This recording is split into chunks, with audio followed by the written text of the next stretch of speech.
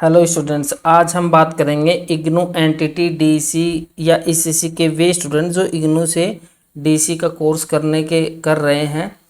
तो जिनको डीसी 4 का प्रोजेक्ट बना लिया है या फिर बनाना है, तो इस तरह से जो डॉक्यूमेंट्स आपको फिल करने हैं, कौन से डॉक्यूमेंट्स में आपसे कोई मिस्टेक ना हो जाए, तो उसके लिए जो आपके अनेक्चर लगेंगे, यानी जो जो जो डॉक्यूमेंट्स आपके डीसी 4 प्रोजेक्ट में लगने वाले हैं, उससे रिलेटेड मैं ये वीडियो आपको सारे कॉलम आपको इस तरह से आपको सारे मैं फिल करवाने वाला हूँ।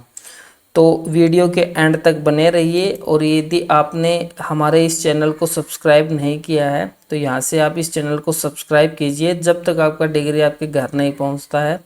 तो उसी से रिलेटेड वीडियो का नोटिफिकेशन है वो यहाँ से आपको मिलता रहेगा। तो चलिए वीडियो शुरू करते हैं। देखिए, जब आप डीसी 4 का प्रोजेक्ट आप बना लेते हो, आपकी डिजाइनिंग वगैरह व जो लिखने का काम यदि आपका कंप्लीट हो गया है, अब कंप्लीट होने के बाद आपको जो जो डॉक्यूमेंट्स लगाने हैं, तो वो डॉक्यूमेंट्स आपके पास हैं और आपको फिल कैसे करने हैं, तो वो हम इस वीडियो में आपको मैं बताने वाला हूँ।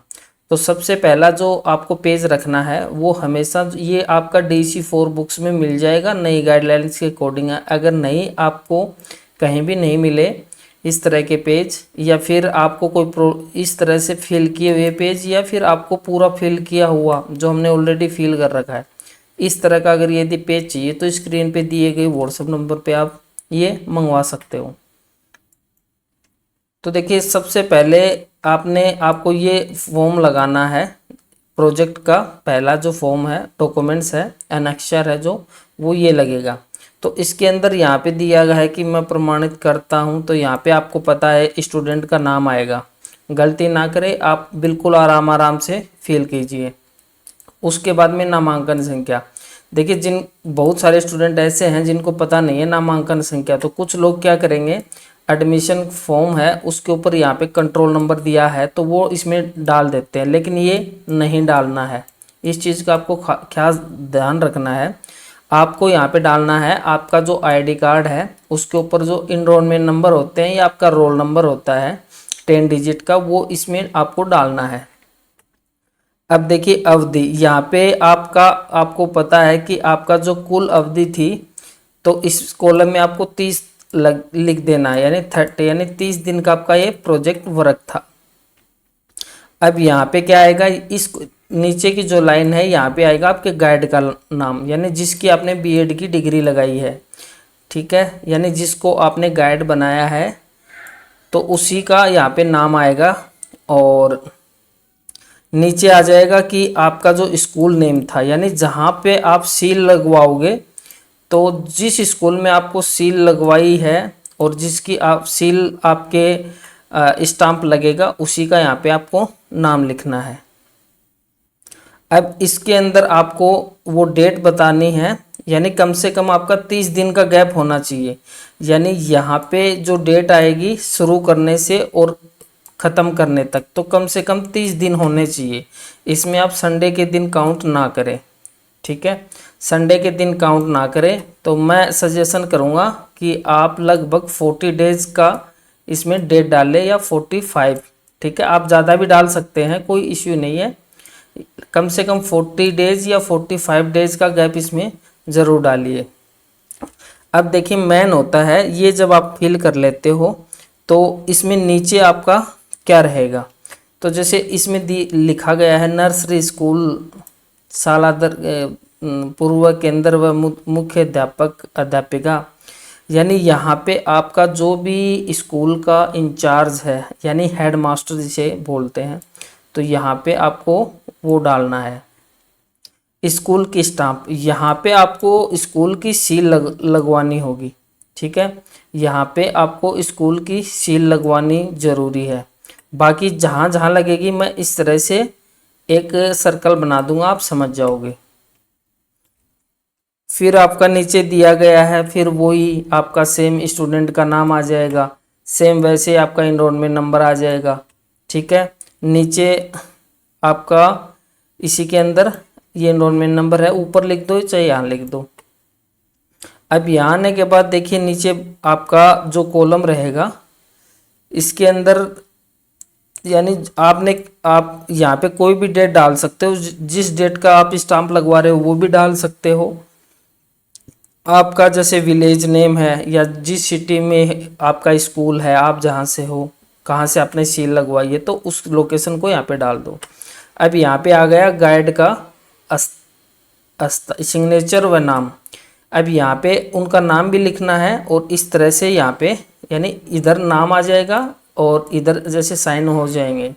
गाइड का मोबाइल नंबर, यहाँ पे गाइड का जो भी मोबाइल कॉन्टेक्ट नंबर है वो ज़रूर डालें और उनकी एक ईमेल आईडी भी डालनी है। अब नीचे जिस स्कूल में आपने गाइड बनाया है, जिनके आप बीएड की मार्कशीट लगा रहे हो, तो सेम जगह जहाँ पर भी आपको गाइड नेम दिखे तो उन्हीं का नाम लिखना है और उन्हीं की डिटेल। ये कोई एक ही व्यक्ति आपको गाइड करेगा तो उसी का बस इसमें डिटेल डालना है, जिसका आपने मार्कशीट लिया है, यानी जिसका आप डॉक्यूमेंट्स आप लगा रहे हो प्रोजेक्ट में गाइड बना के। फिर बात करते हैं नीचे। अब यहाँ पे जो स्कूल का इंचार्ज है, जैसे हेडमास्टर हो गया, तो उनका नाम आ जाएगा और नाम आने के बाद यहाँ साइड में उनके इधर सिग्नेचर आ जाएंगे, यहाँ नाम आ जाएगा और नीचे स्कूल की प्रॉपर स्टाम्प लगेगी। इस तरह से जो भी आप स्कूल की स्टाम्प है वो लगेगी। तो नाम आप स्कूल का जो भी लिखेंगे तो उस स्टाम्प पे भी उस स्कूल का नाम होना ज़रूरी है। फिर बात करते हैं नेक्स्ट की। नेक्स्ट आपका रहेगा ख वाला, यानी फर्स्ट वो जो ख है वो अनअक्षर इसमें लगेगा।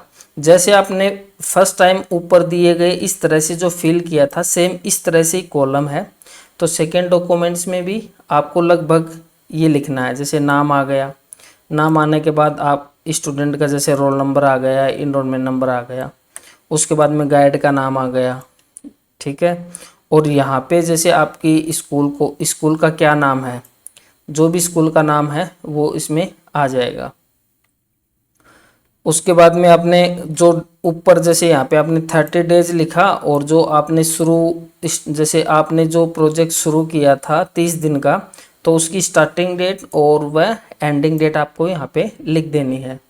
यहाँ पे लिखने के बाद आपको डेट डालनी है, आपको वो लोकेशन डालनी है और इसमें आपका नाम आ जाएगा। यहाँ पे आपका नाम व आपके जो भी सिग्नेचर है वो इधर साइड में कर सकते हो, तो यहाँ पे ये आ जाएंगे। अब नीचे आपका जो नेक्स्ट डॉक्यूमेंट्स है, ठीक है, ये जो भाग का है ये लगेगा। अब इसके अंदर गाइड और नर्सरी स्कूल शाला दर्पण के लिए मुख्य अध्यापिका द्वारा प्रयोग किए गए मूल्यांकन शीट, ठीक है। यानी जो आपका गाइड, यानी जो गाइड आपको मार्क्स देता है ना, यानी आपका प्रोजेक्ट में उन्होंने गाइड किया है, गाइड करने के बाद उनको कैसा लगा प्रोजेक्ट, तो गाइड कुछ मार्क्स देता है। तो वो मार्क्स होना चाहिए, नहीं तो आपका एक जगह ही मार्क्स लगेगा प्रोजेक्ट का मार्क्स। फिर अगर इसमें नहीं दोगे आप तो फिर नहीं लगेगा। अब इसमें सेम वैसे ही आपको नीचे दिए गए इस तरह से ये कॉलम फिल करने हैं, ठीक है। अब यहाँ पे सबसे पहले चलते हैं यहाँ पे। अब यहाँ पे देखो दिया गया है कि आपको ये जो डॉक्यूमेंट्स हैं ये किस तरह से, जो आपका फर्स्ट चरण आपने प्रोजेक्ट जो बनाया है, बनाने के बाद यहाँ पे देखो 5 1 2 3 4 5, तो यहाँ पे क्या आ जाएगा, जो चरण फर्स्ट में आपने 5 डेज जो गाइड के साथ किए थे, तो यहाँ पे पहला दिन आप लिख दो, यहाँ पे दूसरा दिन, यहाँ पे तीसरा दिन, यहाँ पे चौथा दिन और यहाँ पे पांचवा दिन अंक, ठीक है। अब ये आपको पता है कि पहले दिन में आपको एक एक्टिविटी 10 मार्क्स की है, तो यहाँ पे सभी में आप 10 डाल सकते हो,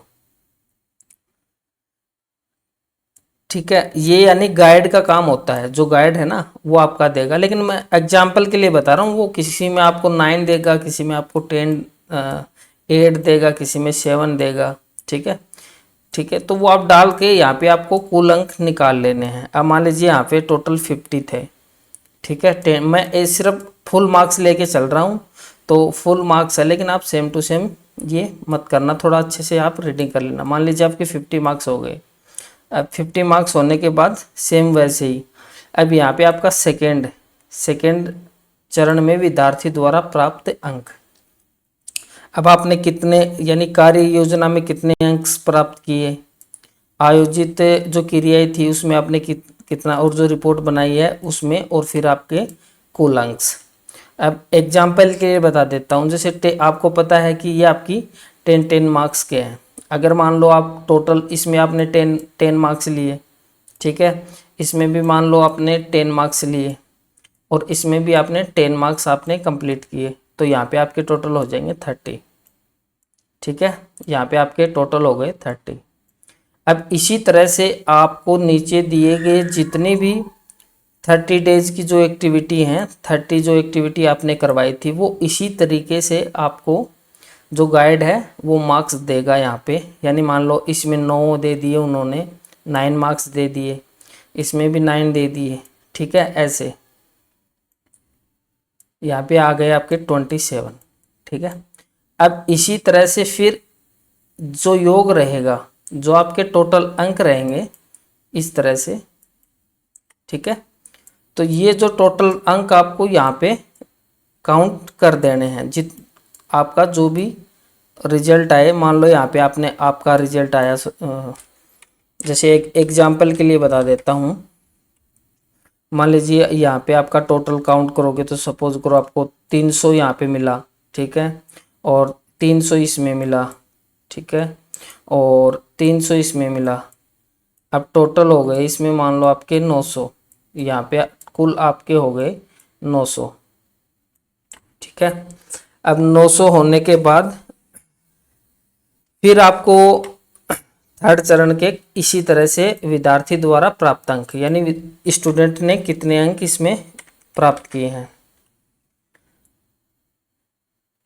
तो यहाँ पर भी आपका सेम रहेगा। जैसे जो फर्स्ट 5 डेज हैं उनको आपका जैसे 10 मार्क्स आपने इसमें डाल दिए, या गाइड ने आपको 10 मार्क्स दिए हैं। अब 10 मार्क्स देने के बाद आपके टोटल यहाँ पे 50 हो गए। 50 होने के बाद आपको सेम वैसे ही आपका जैसे पहला दिन, ठीक है, अब फर्स्ट डेज में आपने जो क्रियाएं की सेम आपके जैसे 10 मार्क्स इस तरह से जो मैंने ऊपर बताया था सेम वैसे ही आपको देने हैं। कुल अंक मान लो 30 हो गए।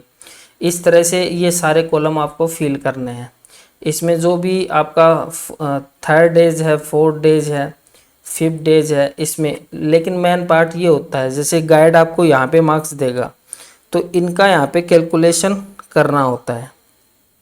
अब देखिए किस तरह से कैलकुलेशन करके गाइड आपको मार्क्स देगा, तो वो हम इस वीडियो में पूरा समझेंगे। अब ये चीज़ें देखिए, गाइड से अनुरोध है कि प्रयोजनात्मक कार्यों में दौरान शिक्षा विद्यार्थी के कार्य के बारे में अपने विचारों, ये जो कॉलम है यहाँ पे मतलब गाइड को ही लिखना है सब कुछ। यानी गाइड जैसे वो अपना इंट्रोडक्शन यहाँ पे दे देगा कुछ लाइन में, और फिर नीचे मतलब आपके साथ उसने काम किया, फिर उनको कैसा लगा, जो भी यहाँ पे वो लिखेंगे, तो यहाँ पे उनको लिखना है जो जो। अब एग्जाम्पल के लिए बता देता हूँ कि यहाँ पे जैसे कोई भी टीचर है, मान लो मोहन नाम का टीचर था, ठीक है, तो उन्होंने प्रशिक्षण यानी स्टूडेंट का मान लो प्रीति नाम है, तो प्रीति को मैंने इस तरह से गाइड किया, उन्होंने मेरे से एक्टिविटी पूछी, मैंने उनका हेल्प किया। तो इस तरह से ये सब कुछ फिल करना है। फिर वो गाइड आप डेट डालेगा, लोकेशन डालेगा, गाइड के साइन हो जाएंगे, और यहाँ पर भी जो स्कूल है स्कूल का यहाँ पे सेम साइन या फिर आप मोहर भी लगवा सकते हैं, लेकिन यहाँ पे ओनली साइन करवाने होते हैं। अब ये हो जाने के बाद आप नीचे आना है। नीचे आने के बाद जो ख वाला है, ठीक है, ख यहाँ पे लिखा है परियोजना फाइल के मूल्यांकन के लिए विशेषज्ञ प्रयोग द्वारा सीट, ठीक है। तो इसमें जो ये आपकी इस तरह से डबल सीट लगेंगी। तो एक सीट तो होती है जैसे आप जो गाइड से करवाते हो, एक सीट जाती है आपकी आगे, यानी वो आपको बिल्कुल खाली रखनी होती है। तो ये आप जैसे आपने गाइड का इस तरह से जो फिल किया था, तो इसमें से एक तो फिल कर देना है और एक बस आपको अटैच करना है, यानी वो आपको ये वाला फिल नहीं करना है। ये वाला सेम ऐसा ही आपको जो इग्नू यूनिवर्सिटी वाले हैं वो खुद से चेक कर देंगे। लेकिन जो ऊपर कॉलम दिया गया है उसमें देखो यहाँ पे इस तरह से जो आपका थर्ड चरण है उसमें कैर ख में आपको कितना मार्क्स मिला है गाइड ने, तो इसमें आपको फिल कर देना है। जैसे फॉर एग्जांपल आपका 50 प्लस आपका हो गया 60, यहाँ पे टोटल मान लो आपके थे तो टोटल आपके 650 हो गए इसमें प्रोजेक्ट में, ठीक है। और यहाँ पे देखो फॉर्मूला भी दिया है कि प्रथम चरण के मार्क्स और सेकेंड चरण प्लस थर्ड चरण तीनों के आपको मार्क्स यहाँ पे काउंट करने हैं, ठीक है। जैसे 50 आपने फर्स्ट चरण में जो मैंने बताया था 10 मार्क्स का आपका रहेगा। फिर मान लो आपने सेकेंड चरण में टोटल मैंने आपको लगभग 900 बताए थे, तो 900 मान लो आपके सेकेंड चरण में आ गए, ठीक है। और थर्ड चरण में मान लो आपके लगभग 600, ये जो 650 है यानी क और ख को मिला के जो आपके थर्ड चरण में है तो वो 650 इसमें आपने काउंट कर दिए। अब यहाँ पे काउंट होने के बाद यहाँ पे आपको उसका एवरेज निकालना है, ठीक है। यानी आप तीनों को काउंट कर लोगे तो समथिंग इनका हो रहा है यहाँ पे लगभग 1600, ठीक है।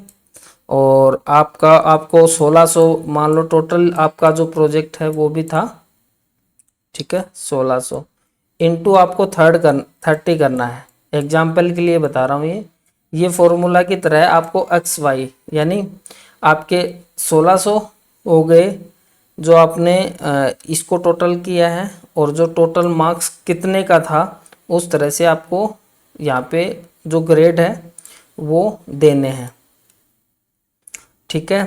तो इस तरह से एक कॉलम तो है जो गाइड है वो मार्क्स देगा, लेकिन ये विशेषज्ञ के हस्ताक्षर यानी ये आपको एक ही फिल करना है।